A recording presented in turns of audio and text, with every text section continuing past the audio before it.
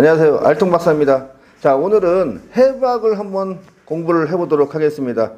자, 오늘의 배울 근육은 장요근에 대해서 한번 배워볼 텐데요. 장요근의 해박적 기능, 자, 근육이 시작되는 지점인 기시점과 그리고 근육이 끝나는 지점인 인석션에 대해서 한번 배워보고, 그리고 기능에 대해서 어떤 움직임을 만들어내는지 그 기능에 대해서 한번 배워보도록 하겠습니다. 자, 영상을 보시면서 한번 설명을 해보겠습니다. 화면에 장요근이 이렇게 보이게 됩니다. 보면 장골근이 있고요. 그리고 대요근, 그리고 그 후에 작게 이렇게 소요근이 자리를 잡고 있습니다. 자, 이 장요근은 엉덩허리근이라고 합니다. 그래서 장요근의 장은 장골에 붙고 요는 요추에 붙는다고 해서 장요근이고요. 장골뼈는 엉덩뼈, 요추는 허리뼈를 말합니다. 장요근은 요근이 두 개가 있습니다. 대요근과 그리고 이 소요근 두 개가 요근이 존재하고요. 그리고 장골근이 하나 있죠. 엉덩근. 자, 그러면 대요근, 소요근, 그리고 장골근 순으로 이렇게 근육이 시작되는 지점과 끝나는 지점을 한번 배워보도록 하겠습니다. 자, 대요근부터 한번 배워보도록 하겠습니다. 일단 대요근을 한번 고립을 시켜보겠습니다. 자, 이렇게 대요근만 이렇게 고립을 시켜봤습니다. 자, 대요근은 큰 허리근이라고 합니다. 자, 기시점, 근육이 시작되는 지점은 제12 흉추와 5개의 요추, 추자 측면에 붙습니다. 자, 제12 흉추, 제12 흉추에 이렇게 붙어서 제12 흉추에 붙어서 5개의 요추, 자, 1번, 2번, 3번, 4번, 자, 5번 5개 요추 전체에 이렇게 붙게 됩니다. 붙는데 추체 측면에 이렇게 붙게 됩니다. 앞면에 붙는 게 아니고 이렇게 측면에 이렇게 붙는데 추체는 척추뼈 몸통을 말하게 됩니다. 추체는 이 척추뼈 이 몸통을 말하게 되고요. 이 측면 바깥쪽에 이렇게 붙게 됩니다. 정지점은 근육이 끝나는 지점이다. 인석션. 자, 밑으로 장구를 쭉 타고 내려가면 대퇴골의 뒤 안쪽에 이렇게 보시게 되면, 자, 이렇게 뒤 안쪽으로 이렇게 가시게 되면 작은 돌기가 하나 이렇게 있습니다. 작은 돌기가 이렇게 있죠. 이 돌기가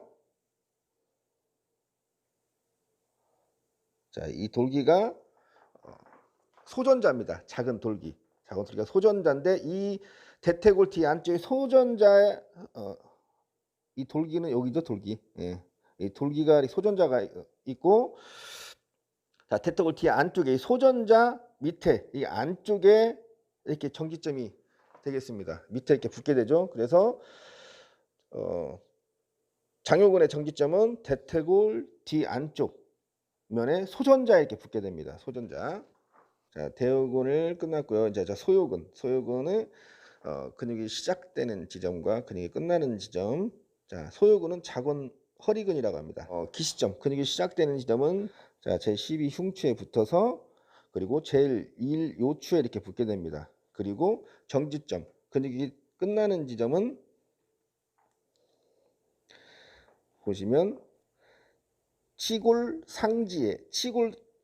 선에 이렇게 붙게 됩니다. 치골 선에 이렇게 붙게 됩니다. 그래서 하지는 요 부분을 하지라고 그러고요. 요 상지에 이렇게 붙게 됩니다. 그래서 정지점, 소요근, 작은 허리근의 정지점, 근육이 끝나는 지점은 치골선에 이렇게 붙게 됩니다. 치골선은 두덩뼈 능선이라고 그러죠. 자, 마지막으로 장골근은 엉덩근이라고 그러죠. 그래서 근육이 시작되는 지점인 기시점은 장골와의 안쪽면 3분의 2 지점에 부착이 됩니다. 그래서 장골와 이게 참 장골이 이렇게 있죠. 그러면 와는 장골 와는 이 온복 패인 요 부분을 와라고 그럽니다. 접시처럼 뿍 패인 부분이 온복 패인 부분을 와라고 그럽니다. 그래서 장골 와 온복 패인 부분의 안쪽면에 3분의 2 지점에 이렇게 붙습니다. 그리고 나머지 부분은 붙지 않습니다. 3분의 위쪽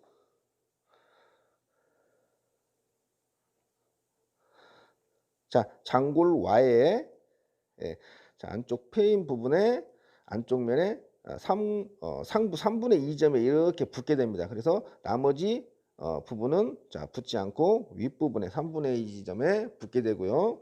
자 정지점 보겠습니다. 자 정지점은 근육이 끝나는 지점인데 그 대옥은 첫 번째 배웠던 대옥은 건과 결합을 해서 소전자 앞에 자 쭉 돌아보겠습니다. 돌아보면 이 소전자 자, 이 소전자 작은